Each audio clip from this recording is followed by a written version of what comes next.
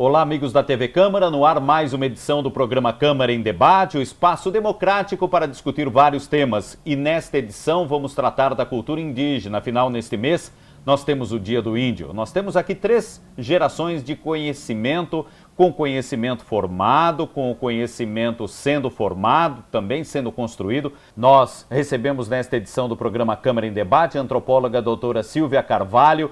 Ela é pós-doutorada em antropologia e fundadora do CEIMAN, Centro de Estudos Indígenas, Miguel Ángel Menendez. É uma suíça que escolheu o Brasil, escolheu Araraquara para desenvolver os seus estudos e também construir o seu conhecimento. Temos também o doutor em arqueologia, Robson Antônio Rodrigues. Ele é presidente do Conselho Administrativo da Fundação Araporã.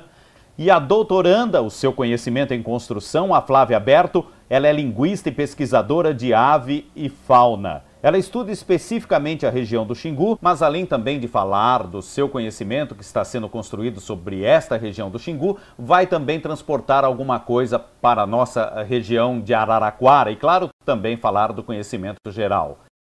Claro que para abrir esta conversa nós precisamos falar do CEIMAN, este grupo de estudos, este centro de estudos indígenas instituído em Araraquara, e que muito incentiva, muito motiva os estudos indígenas. Primeiramente, a antropóloga a doutora Silvia Carvalho, a professora Silvia Carvalho, como é tratada pelos seus alunos, pelas pessoas de sua convivência, fala sobre esse estudo. Bom, o CEIMAN, na realidade, foi criado em 82 como um grupo de alunos que eu levava até a biblioteca municipal e a gente discutia textos, falava sobre as sociedades indígenas e fazíamos também a projeção de filmes, enfim. Só que depois o diretor da faculdade, naquele tempo era o Nilo Dália, falou, olha, tragam esse grupo para dentro.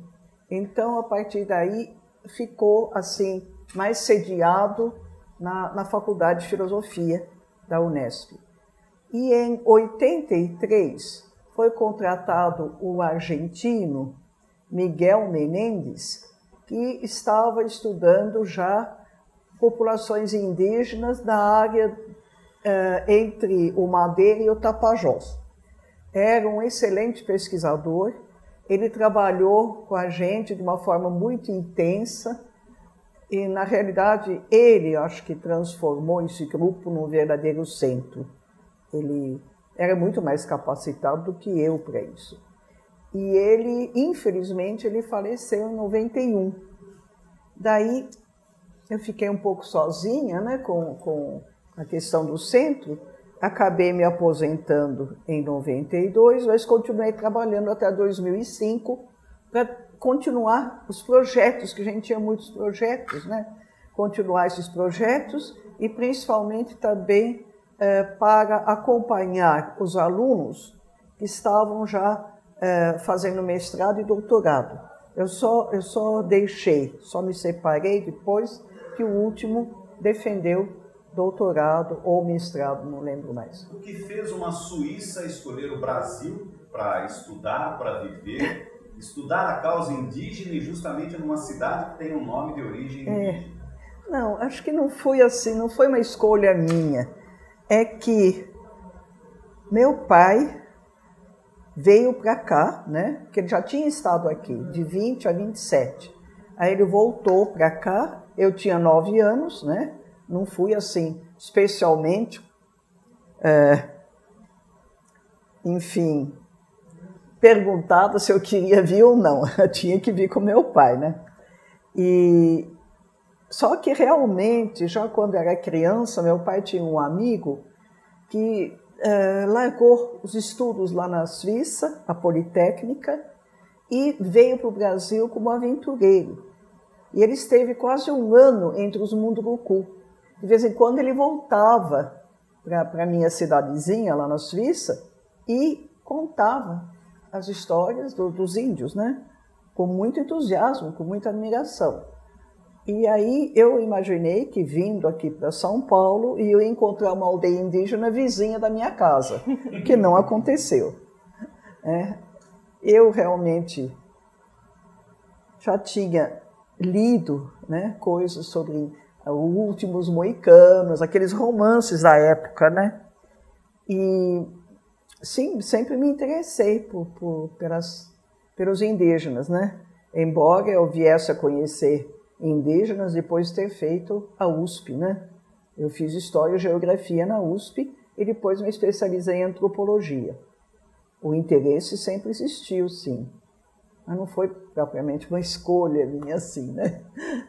Nós temos muito para tratar da questão indígena durante esta edição do programa Câmara em Debates. Vamos falar também com o arqueólogo Robson Antônio Rodrigues, que também entrou nesta questão de arqueologia, escolhendo muito da pesquisa da vida indígena. De que forma, Robson? De certa forma, eu posso dizer que eu venho, então, dessa geração do CEIMAN, né? Eu vim para Araraquara em 92 para fazer Ciências Sociais, e eu fui a última turma de alunos da professora Silvia, né? Como ela disse que se aposentou em 92, e a minha turma foi a última. Então, já no início da minha formação universitária, já me envolvi com essa questão indígena. Só que a arqueologia, ela assim, sempre esteve presente na minha vida. Eu sou da região, sou aqui do interior do estado de São Paulo, sou de Araras, né? E a região de Rio Claro, historicamente, na história da arqueologia, é uma região importante, né? Inclusive, dos sítios mais antigos que nós temos, sítios arqueológicos mais antigos, com as datações entre 11 e 14 mil anos, vem da região aí de Rio Claro. Quer dizer, e na minha época de ensino médio, né, de alguma forma eu já me envolvi um pouco com essa temática ali, tinha algum interesse. Antes de vir para Araraquara, eu comecei a fazer Ciências Sociais numa outra faculdade particular, mas aí, na oportunidade de eu vir para Araraquara, já conhecia a professora Silvia. E já nesse momento fui aluno dela e nesse envolvimento de 92 até agora, né, sempre trabalhando com a Silvia. Então a arqueologia, a Silvia, na orientação da Silvia, acabou me direcionando. Nós tínhamos na Unesp já constituído um outro grupo de arqueologia na unidade, no campus de Presidente Prudente, né, de uma professora também, que hoje é aposentada também, que fazia parte desse grande grupo, né, que é o Centro de Estudos Indígenas, né. Há um tempo, o CEIMAN se constituiu como um centro interunidades da Unesp, né? Então, já desde o início da minha formação, aqui em Araraquara, eu acabei me envolvendo com o CEIMAN, do CEIMAN com a temática arqueológica, mas sempre fazendo essa relação entre a cultura material, né, propriamente dita, né? Então, quer dizer, os elementos materiais da cultura, a etnologia, né, a temática indígena e a história, né? Então esses três elementos sempre tiveram presença na minha formação. Depois eu fui, terminada a graduação, eu fui para São Vicente. A Silvia, na época, organizou uma especialização em etnologia indígena lá, então de lá, mestrado, doutorado, depois volto, né, em 2010 voltei para Araraquara para um pós-doutorado aqui na Unesp, no CEIMAN também. Então eu sempre estive nessa relação, nessa interface entre a arqueologia, etnologia indígena, antropologia e história, né? Então a minha formação também é muito focada nessas questões, estudando arqueologia paulista, propriamente dita, né? Não dá para ficar restrito só à nossa região. Não, mas assim, quando a gente pensa a temática, né, essas temáticas indígenas e arqueológicas, essa divisão territorial que nós temos, ela é muito recente. Araraquara tem 100 e poucos anos, né, de uma divisão territorial que foi sendo constituída ao longo da história da ocupação humana dessa região no período mais recente. Já quando se fala de campos de Araraquara, é outra abordagem. Outra abordagem. Os campos de Araraquara, uma antiga sesmaria que vinha lá de Piracicaba, daquela região de Piracicaba, ainda até o Rio Paraná, pegando para lá do Rio Tietê. Quer dizer, então, essas divisões territoriais nós não podemos considerar quando pensamos, por exemplo, ocupação indígena, né? Então, não dá para a gente delimitar um território pelo atual. Nós temos que entender isso dentro dos processos históricos. Então, quando pensamos também a ocupação indígena aqui do centro-oeste paulista, né, nós temos que pensar isso dentro de territórios étnicos e territórios indígenas e que com grupos que vão se movimentando ao longo desse território. Né? Então nós temos que pensar Araraquara dentro de um contexto territorial maior que tem a ver com a história da ocupação indígena. Vamos agora à apresentação da doutoranda Flávia Berto, linguista pesquisadora ave fauna. Você é a geração mais recente e acredito que, como todos nós, bem mais urbana, né? O que levou você a estudar esta questão e estudar até o Xingu? Então, esse interesse começou já no ensino médio, talvez um pouco antes, pelas leituras de obras que relatavam mitos, essa compilação de mitos. E no ensino médio, por um professor de geografia, que ele havia feito sociais aqui, e tinha ficado um mês em uma aldeia indígena e relatou essa experiência para mim. E aquilo despertou muito minha curiosidade, eu pensei em fazer sociais, mas gostava muito de mitologia grega também, então preferi fazer letras. No segundo ano da faculdade entrou uma professora que trabalhava com o povo juruna do Xingu, e ela me convidou a fazer iniciação científica, e eu comecei a pesquisar então essa língua, e comecei a participar também dos encontros do CEIMAN, desde o segundo ano da graduação, e isso me levou a começar a pesquisar sobre a língua e sobre a cultura do Juruna. Todas as falas da Silvia, do Robson, e entender que era possível fazer um estudo interdisciplinar, não só linguístico, sobre aquele povo. E foi assim que começou esse estudo. E a partir do projeto da Cristina Martins Fargetti, que era desenvolver um dicionário português Juruna, Juruna português dessa língua, eu comecei a pensar, a gente começou a pensar que um dicionário sobre um povo tradicional, a maior parte das entradas se constitui de dados, de entradas que se relacionam à parte biológica. Então, como eu sempre gostei também de pássaros, bem integrado de avifauna, a parte biológica. Uhum. A língua, tudo e a vida, tudo integrado à natureza. Sim, as plantas. Então, como eu sempre gostei dessa parte, sempre gostei de mamíferos e de aves também, eu peguei esse campo semântico para estudar. E aí se abriu um mundo, porque está relacionado a mitos, está relacionado ao sistema de classificação que é distinto do nosso, e também ao modo de vida deles.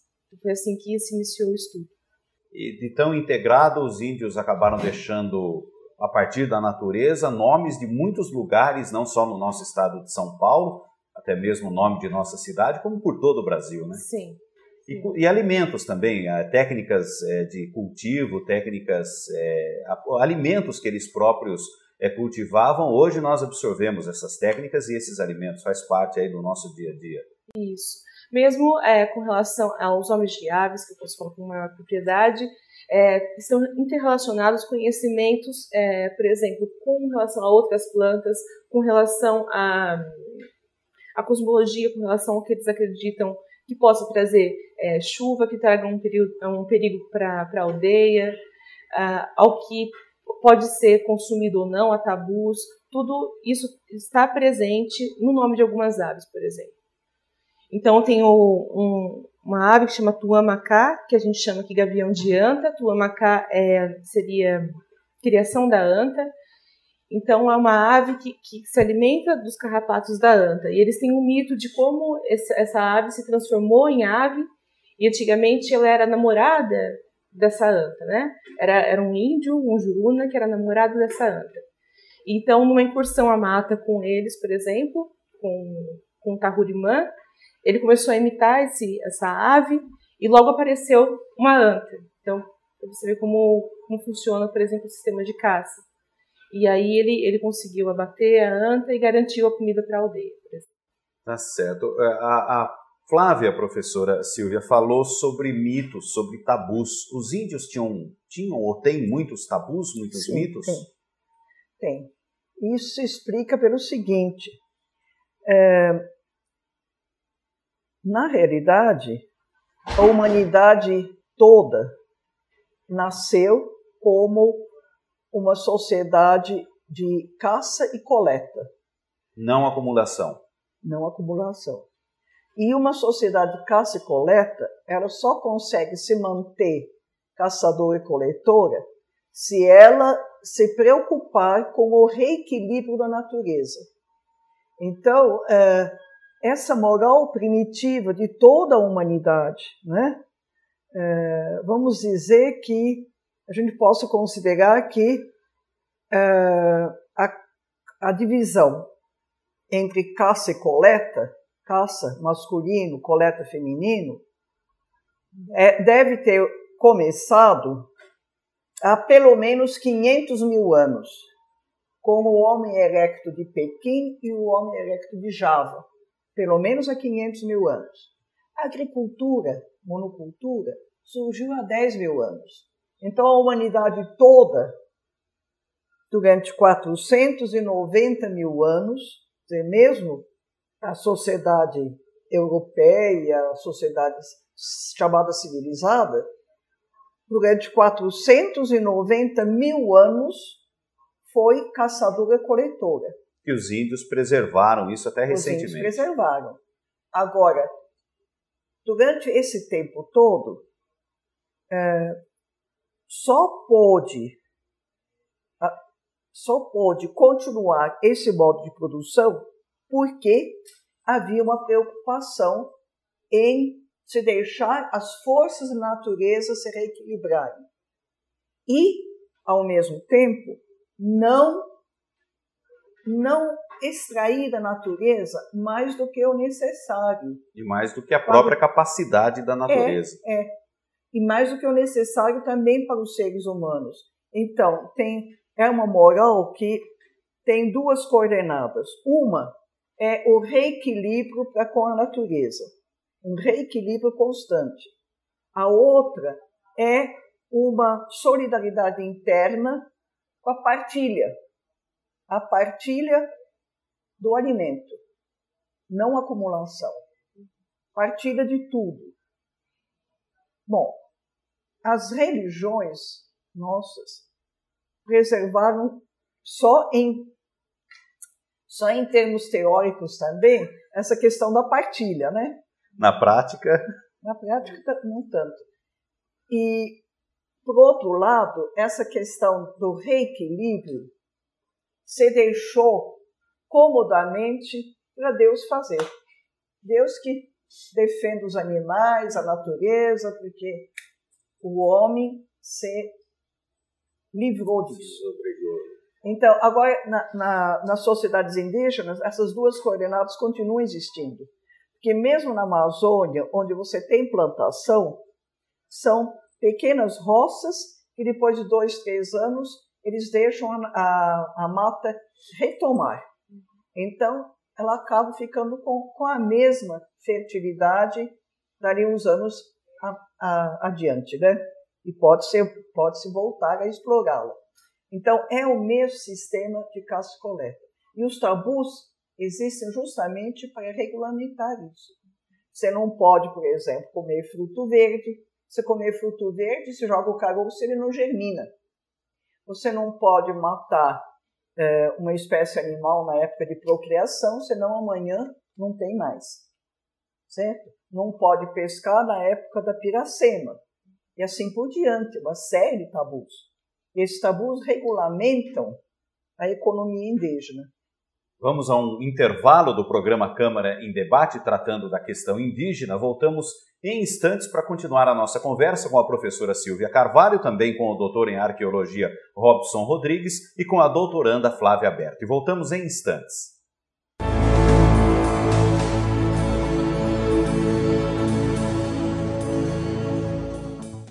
Quando chega o período das chuvas, também chega a ameaça da dengue. Por isso, é preciso tomar todos aqueles cuidados que conhecemos muito bem. É importante não deixar nada que possa acumular água exposto ao tempo. Encontre e elimine todos os lugares onde o mosquito da dengue pode se reproduzir. Porque senão, é a dengue que pode encontrar você. Dengue é fácil combater, só não pode esquecer. Ministério da Saúde, Governo Federal. Eu sou Maria da Penha. Foi meu próprio marido quem me colocou nessa cadeira de rodas. Mas eu reagi junto com milhares de mulheres e homens de todo o Brasil. A lei que leva o meu nome está completando 5 anos. E sabe o que aconteceu desde então? O número de denúncias de agressão contra mulheres aumentou muito. Porque as mulheres agora têm como reagir sem medo. Porque os agressores sabem que não vão ficar impunes. Porque o Ligue 180 é rápido e funciona. Viva a vida! Governo Federal.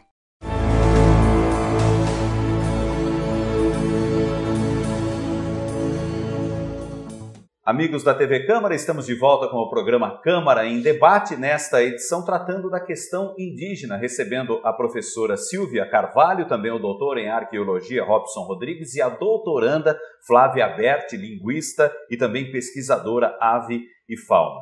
No bloco anterior nós fizemos uma apresentação de cada um dos participantes desta edição do programa. Agora vamos efetivamente para o debate, cada um interferindo na fala do outro, para contribuir, inclusive, com o conhecimento sobre o que nós estamos abordando. Nós terminamos o bloco anterior com a professora antropóloga, doutora Silvia Carvalho, falando da questão da economia indígena, dos dogmas, dos mitos, dos tabus dos índios que preservavam a natureza, a economia indígena. Agora, eu te faço uma pergunta.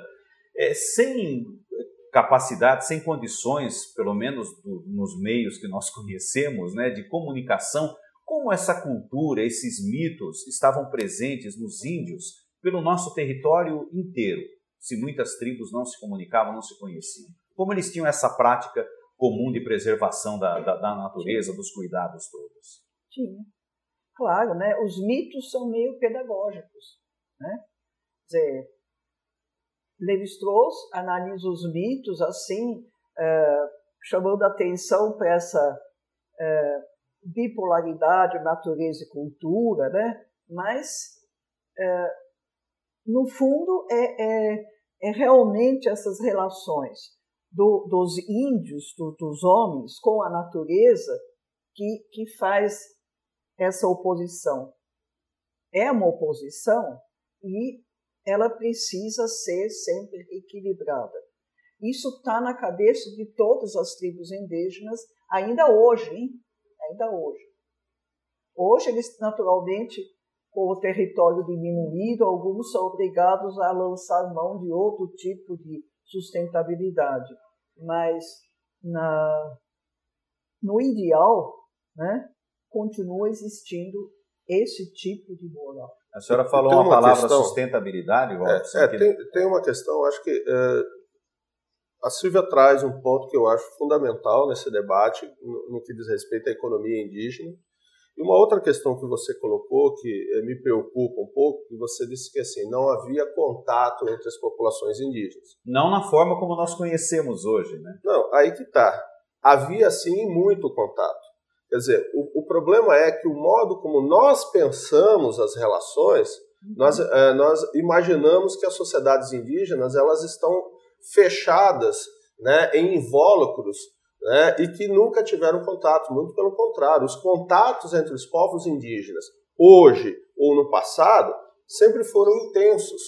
Né? Isso, quando a gente olha o passado, e a arqueologia traz esse instrumental para a gente olhar o passado também, para entender os diferentes processos, os diferentes modos como as sociedades indígenas vivem, nós percebemos cada vez mais que havia, e isso se reproduz na atualidade mesmo, né, mesmo com as interferências da chegada desse novo elemento que é o europeu, quer dizer, em nenhum momento a chegada do europeu também foi uma situação diferente. Claro, ele traz novas questões para a organização das sociedades indígenas, isso se dá de modo intenso, com conflitos, mas é mais um elemento étnico que chega, porque as populações, elas sempre transitaram pelos territórios, pelos diferentes territórios onde nós chamamos de Brasil, né? E esse Brasil também se estende para a América Latina, né? Porque assim, as fronteiras, elas são os homens que criam as fronteiras. E são recentes. Né? E são recentes, né? Quer dizer, então as populações, elas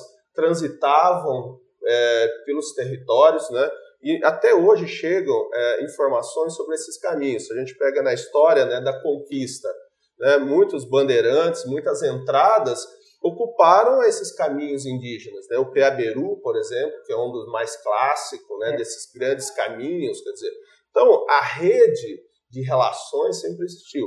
Na arqueologia, a gente vem começando a estudar isso pela cultura material, né? Quer dizer, a gente percebe nos vestígios deixados hoje, que estão aí presentes no nosso território, esses elementos de interação entre os grupos, né? Então, quer dizer, as populações indígenas sempre tiveram contatos entre os diferentes grupos.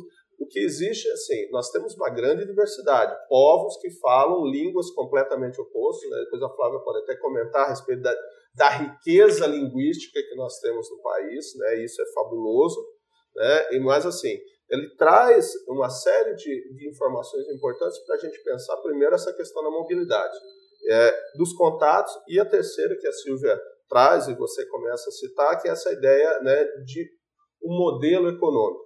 Quando a Silvia fala de economia indígena, de fato, nós estamos vivendo, a sociedade atual, ela vive uma crise, né, bastante intensa no que diz respeito aos seus modelos econômicos, né? E hoje a gente fala de sustentabilidade, está na ordem do dia esse debate. Então, olhar para os modelos dos outros povos, né, que, de certa forma, se organizam de modo diferente da sociedade ocidental, né, ou o modelo capitalista, para nós hoje também se coloca como um ponto fundamental. Do meu ponto de vista, nunca se teve tão atual, né, um modelo econômico indígena como hoje, inclusive para a nossa sociedade. Quer dizer, isso que a Silvia traz para nós, de certa forma, que nós estamos debatendo no nosso dia a dia, né? Quer dizer, como queremos que a sociedade na atualidade se mantenha, né? Em que condições econômicas nós vamos se manter? Será que o modelo monocultor capitalista vai trazer essas referências, né? Quer dizer, o impacto gerado na natureza, né? Quer dizer, e as sociedades indígenas podem contribuir com um novo modo de olhar, que bem, na verdade, não é novo, que isso é milenar, como a própria Silvia traz. Só que nós aprendemos a ter essa visão agora, há 10, 20 anos, começar a tomar cuidado. E a outra coisa, um dos preconceitos que a gente ouve muito, há muita terra para pouco indígena. Olha, através da arqueologia, hoje se comprovou que o Brasil era muito povoado. O Rio Amazonas inteirinho, uma aldeia emendava na outra. Aqui no litoral paulista, as aldeias tupinambás tinham 2.000 habitantes, cada uma delas, umas mais ou menos próximas às outras. Na época do descobrimento do Brasil, na Europa, na Alemanha, por exemplo, as aldeias às vezes nem tinham 2.000. Uma cidade imensa como Paris, que já era dessa época uma cidade muito importante, tinha bastante, 10.000 habitantes, não tinha mais do que isso. Mas se for olhar as cidadezinhas, não eram maiores do que as aldeias indígenas, né? E se hoje eles falam muito território para pouco índio, é porque os índios foram realmente massacrados. E realmente é preciso, dentro do sistema antigo, é preciso um território razoável, porque o índio não explora intensamente uma região, porque senão acaba. Aquilo acaba, aquilo que ele está explorando. Não esgota, então, ele explora alternativamente, como fazendo punções da natureza, né? Um sistema de punções. E deixa a natureza se refazer. Isso é uma coisa que hoje você precisava divulgar mais, porque realmente a exploração intensa da natureza trouxe o que nós vemos hoje, né? O fim da natureza. Perguntar para a Flávia, mais recente do ensino fundamental, médio, superior, nós não aprendemos isso dessa forma. Foi completamente o contrário. A nossa formação foi contrária. Sim. Durante o ginásio, o antigo ginásio, realmente eu não tive essa formação. Já no ensino médio eu tive a sorte de ter outro professor com outra visão e me despertou a curiosidade de estudar isso, porque sabia que era de outra maneira. Mas, por exemplo, isso que a professora falou, eu tive a oportunidade de fazer uma expedição com os índios Juruna do Mato Grosso até o Pará. Quantas pessoas? A gente foi em 4 barcos, em 30 pessoas, mais ou menos. E a gente passou pela Cachoeira Pumácio, subindo o rio. E a gente... eles passaram... Fazia mais de 50 anos que eles não passavam por ali, eles não subiam. Foram jovens, guiados pela memória de uma senhora de mais de 80 anos. E eles conseguiam identificar as terras onde eles plantavam, as antigas plantações, já com a mata já reconstituída, e também as antigas aldeias. E sabiam os nomes dos lugares e quem tinha vivido ali, as histórias, e tudo isso foi narrado e documentado. Então, era um extenso território.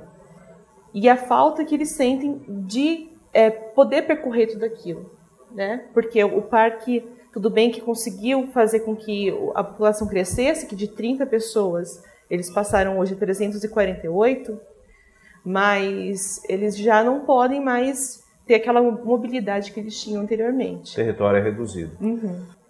E essa é uma questão bastante interessante, porque assim, esse movimento das populações indígenas na atualidade se coloca como, inclusive, uma bandeira de sobrevivência, né? Se nós transportarmos do Juruna, lá do centro-oeste e norte, vindo para São Paulo, pegando os movimentos Guarani aqui em São Paulo, né, e as populações Guarani que hoje ocupavam vastos territórios, saindo aqui de São Paulo, região do Rio de Janeiro, Espírito Santo, indo para todo o sul, pegando ali Paraguai, Argentina, quer dizer, esse vasto território Guarani, quer dizer, esse movimento também de retomada, esse movimento de movimentação e localização desses antigos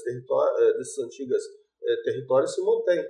Quer dizer, se a gente pega, né, até recentemente, né, pouco mais de 20 anos atrás, nós tínhamos em torno de 15 aldeias Guarani aqui no estado de São Paulo. Hoje já são mais de 27. Né? A última estatística que eu vi já eram 27, mas já tinham novos movimentos de famílias e grupos, né, dentro da população Guarani, também indo, né, e procurando identificar esses territórios, porque existe na memória deles essa localização dessas terras.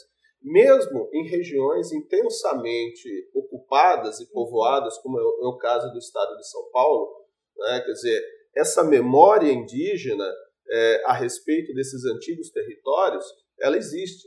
Né? Então, quer dizer, eu tive a oportunidade em 2010 em coordenar um grupo que realizou estudos para delimitação de terras indígenas no sudeste de São Paulo, na região Itaporanga e Barão de Antonina, e é impressionante, né, quando a gente conversa com as pessoas, né, principalmente os mais velhos, e mesmo os novos que aprendem com esses mais velhos, né, no caso aqui, com o grupo que eu trabalhei também foi uma senhora, né, a dona Juraci, que tem essa memória da história deles enquanto grupo, né? Quer dizer, e consegue identificar e vai buscar esses lugares, né? Quer dizer, então essa memória a respeito desses lugares, ele se faz presente até hoje. Mas, Robson, especificamente aqui da nossa região de Araraquara, não do campus de Araraquara, mas de Araraquara especificamente, a formação aqui do nosso povoado. Quando começou a formação do povoado, já não haviam mais índios aqui?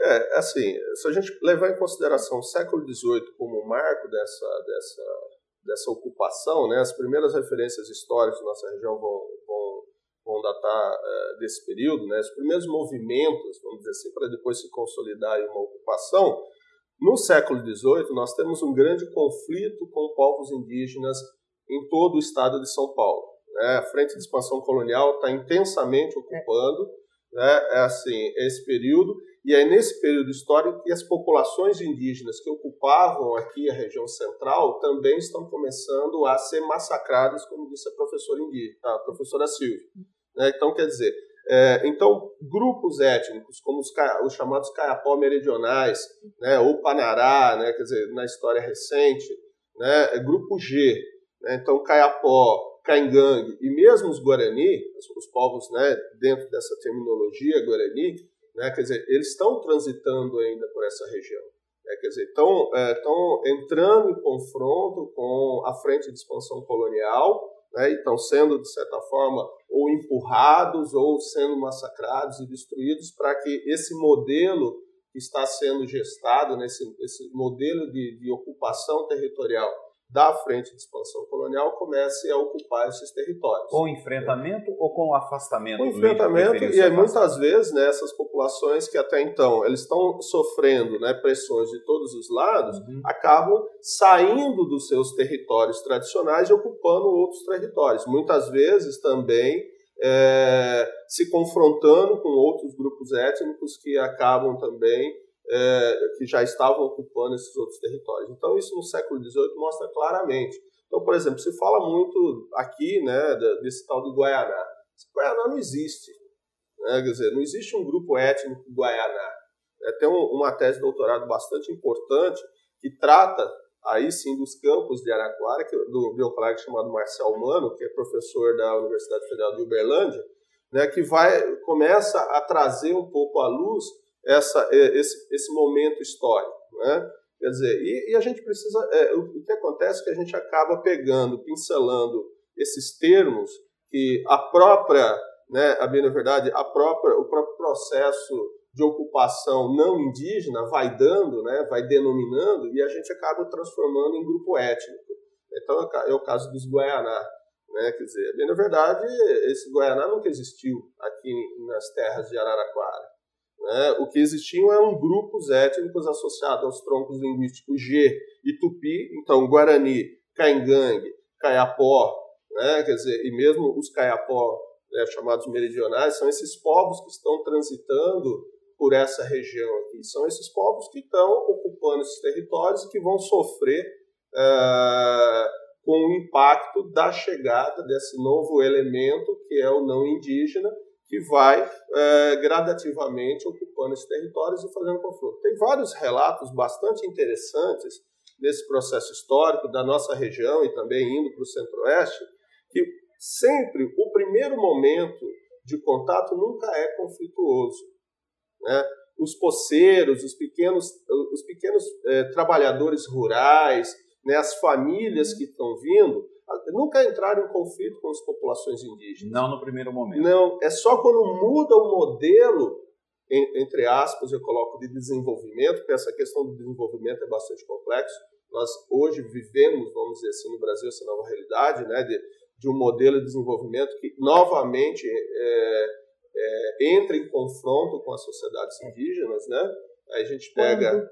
Quando os indígenas percebem que grandes extensões de mata são derrubados para plantar uma quantidade imensa de café, é aí que começa o conflito. Começam os conflitos. Né? Isso nós temos vários relatos exatamente desse momento da história entre um contato de cooperação e depois um contato de destruição. Certo. Vamos ao intervalo, Robson. Estamos com o programa Câmara em Debate no ar, tratando da questão indígena, com a presença da doutora Silvia Carvalho, também do arqueólogo Robson Rodrigues e da doutoranda Flávia Berti. Voltamos em instantes.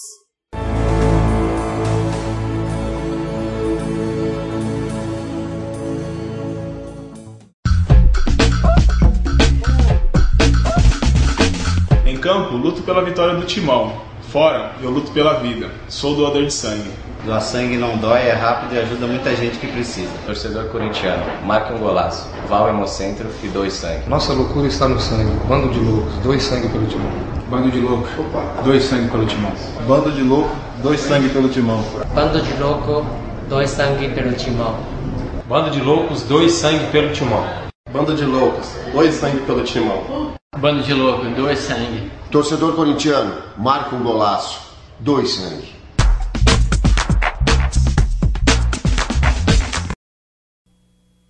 Viva mais. Sonhe mais. Cresça mais. Leia mais. Viaje mais. Conquiste mais. Leia mais. Leia mais. Descubra mais. Entenda mais. Pense mais. Leia mais. Crie mais. Invente mais. Faça mais. Leia mais. Saiba mais. Imagine mais. Sinta mais. Leia mais. Aprenda mais. Mude mais. Leia mais. Seja mais. O Ministério da Cultura desenvolve várias ações de incentivo à leitura. Desperte o prazer da leitura. Vá à biblioteca da sua cidade. O brasileiro que lê cresce mais. E o Brasil cresce junto.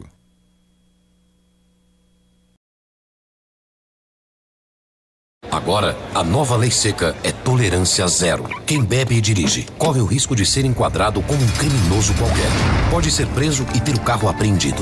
Se o motorista se negar a fazer os testes, vídeos, testemunhas e o depoimento do policial também contam como provas. A multa mais que dobrou e o condutor perde a habilitação por 1 ano. E qualquer quantidade de álcool ingerida é considerada uma infração. Nova lei seca.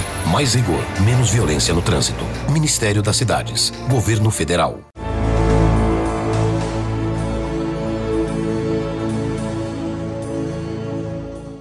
De volta na TV Câmara com o programa Câmara em Debate, nesta edição abordando a questão indígena, a Câmara Municipal, que é espaço este mês de uma mostra, indígena, né? Estamos aqui logo no saguão de entrada da Câmara Municipal com essa mostra. Você pode vir até aqui e acompanhar, aprender um pouco mais sobre a cultura indígena. No bloco anterior, Flávia, foi citada a riqueza linguística dos índios, mesmo tendo contato, ocupando um território brasileiro, eles tendo a riqueza linguística, a diversidade todas, e mesmo assim eles se comunicavam. Fale um pouco dessa riqueza. Sim, o número de línguas, antigamente, antes do contato, claro que era muito maior. Hoje, estima-se que existam 180 línguas, de acordo com Arion Rodrigues. O Denis Moore, que é outro pesquisador, diz que existe 150 línguas. A questão de se é uma língua ou não, uma questão política também. E que elas tiveram contato visível por estudos e comprovado por estudos de natureza histórico-comparativa. Elas compartilham traços, por exemplo, muitas línguas têm esse I central, que é o U. Várias línguas também possuem essa característica de ser partes do corpo, tem características de inalienável, quando não se refere a partes do corpo é alienável, ou seja, tem que ter um possuidor. Sempre que eu falo, por exemplo, minha cabeça, tem que ter Itabá, tem que ter uma marca de minha cabeça, eu nunca posso falar cabeça sozinha. Então, são alguns traços que comprovam que essas línguas sempre estiveram em contato. Comprovando então, o que o Robson falou, defendeu no bloco anterior. E também, em algumas áreas, em algumas regiões linguísticas, a cultura material também, quando você conversa com os índios, falam, esse tipo de anel foi tal etnia que aprendeu com a gente, ou nunca isso é bem estabelecido. Então, sempre que alguém vem alguma ideia de patentear uma cultura, determinado artesanato, isso nunca é bem visto, porque não se sabe realmente de onde veio, de onde se originou aquilo. Em que momento aconteceu? Em que momento, porque sempre eles tiveram realmente em contato intenso e constante. Tá certo. Professora, doutora, antropóloga Silvia Carvalho, eu agora, ao final do programa, digo que é uma honra muito grande recebê-la aqui no nosso espaço para esse debate. E poderíamos, claro, ficar o dia todo falando sobre a questão indígena, a cultura indígena, o conhecimento indígena que nós tentamos recuperar agora para salvar o planeta, acima de tudo, né? Nós queríamos fazer agora a conclusão da sua participação aqui no nosso programa. Então, eu estava querendo tocar num preconceito que é muito comum ainda, de que o índio é preguiçoso. Né? É muito comum isso ainda. Isso está relacionado ao nosso empenho em trabalhar de qualquer jeito. Empenho hoje, entre aspas. Hoje está complicado, né? Porque tem muito desemprego, mas essa valorização do trabalho de qualquer jeito, mesmo que esse trabalho redunde numa destruição. Isso é uma ideologia que vem vindo e que vem se acentuando no capitalismo, né? Na realidade, os índios não eram preguiçosos. Eles faziam trabalhos assim extenuantes, né? A própria caça, a construção de uma canoa, a construção de uma casa, aquelas casas imensas, como a gente via no Alto Xingu, né? Só que é o seguinte, não se entende dentro dessa visão de mundo indígena um trabalho sem sentido. Isso não se entende. Aliás, desde o começo da história do Brasil, tem um diálogo do Jean de Lery com o Jean de Lery, que é um francês, né, aqui da França equinocial, que, com um velho indígena, ele pergunta, mas por que vocês levam tanta madeira para a França? Vocês não têm madeira lá para as suas fogueiras? Ele falou, não é para fogueira, é para as fábricas do rei, do nosso rei, que para atingir tecido e tal e tal. Aí ele fala, mas o seu rei naturalmente é eterno, ele não morre. Não, ele morre. Mas aí daí, para quem que fica? Fica pro herdeiro, né? O filho, o herdeiro. Aí o que responde o velho Tupinambá, o velho indígena?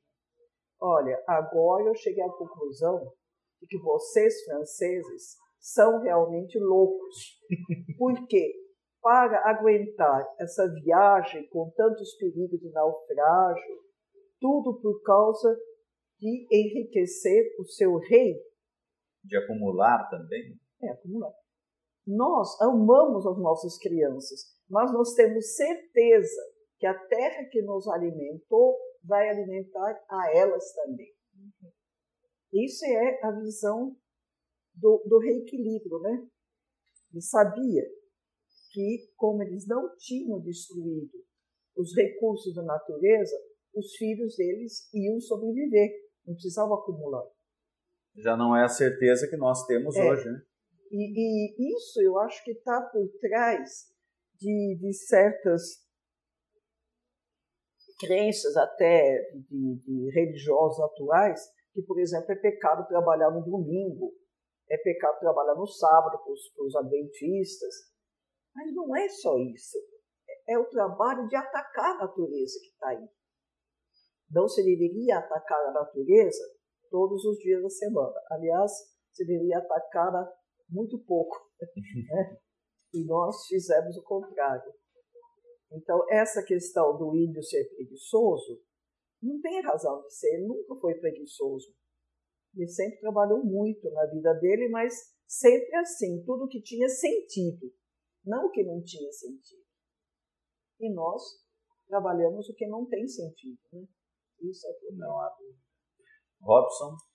Sim, eu acho que, é claro, teríamos aí muito a debater e, de fato, né, é uma oportunidade, a gente nos agradecemos muito aqui à Câmara por essa oportunidade, né, e, é claro, o mês de abril sempre reforça, né, esse momento desse debate, mas eu quero dizer que, de certa forma, nós vivemos um momento bastante importante na história da nossa sociedade, mas principalmente para as sociedades indígenas, porque se nós pensarmos que mesmo com todos os conflitos que nós estamos vivendo no momento atual, né, e novamente, né, ideias, né, com essa questão do preconceito que a professora Silvia traz, mas também dizendo que o índio atrapalha o progresso, eu diria que muito pelo contrário, né, o pensamento indígena, né, ele traz exatamente possibilidades para pensarmos a nossa sociedade exatamente nesse momento de crise que nós vivemos. A humanidade, ela vive um momento de crise. Pensar, inclusive, que é progresso, repensar. Exatamente, ela vive esse momento de crise, então o pensamento indígena traz elementos para pensarmos essa situação.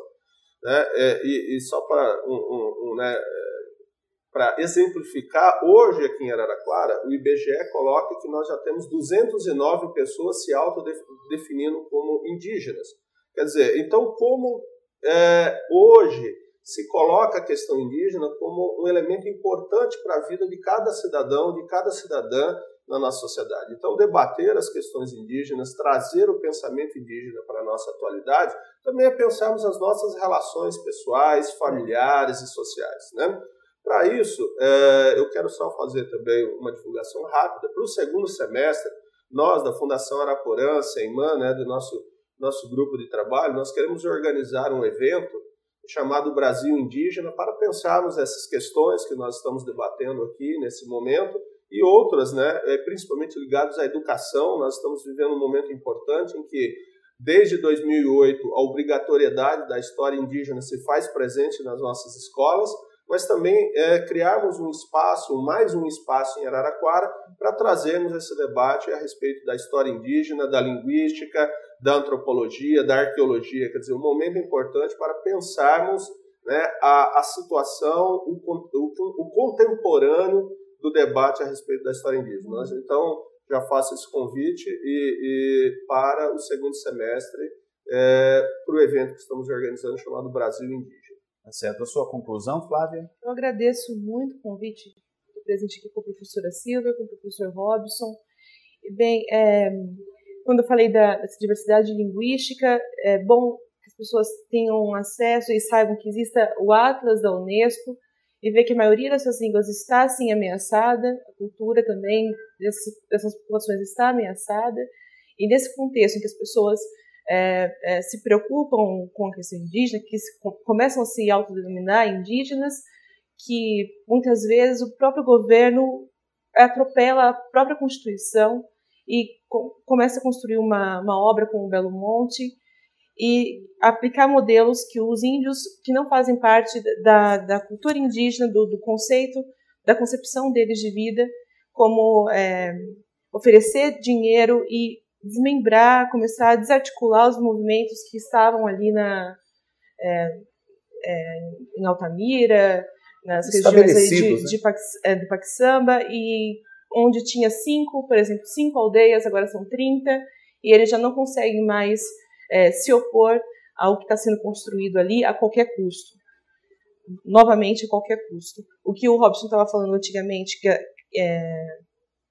com a chegada dos europeus, que muitos tiveram que sair aqui do estado de São Paulo, outros foram meio que assimilados e começaram a mandar em outras etnias, como é o caso do Araribóia, por exemplo, em Niterói, está acontecendo lá também.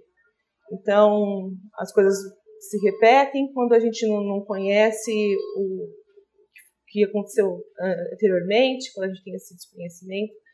E é importante a gente ver o que está acontecendo no país de novo para que as coisas não se repitam. Então, acho importante um programa como esse, onde as coisas foram debatidas e que ocorram esses debates durante o ano, não só durante esse mês. Tá certo. Nesta edição do programa Câmara em Debate, tratamos da questão indígena, lembrando mais uma vez que o saguão da Câmara é espaço para uma exposição indígena. Você pode vir visitar, fazer a sua visita, trazer os amigos, também a sua escola.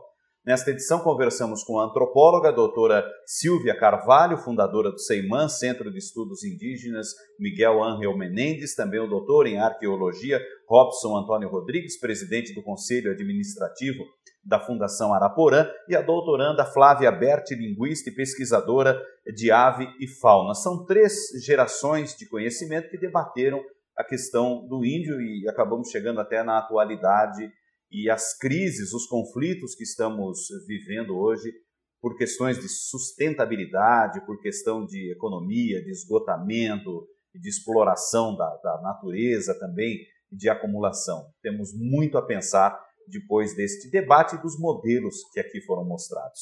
O programa Câmara em Debate termina por aqui. Continue ligado na programação da TV Câmara. Um grande abraço.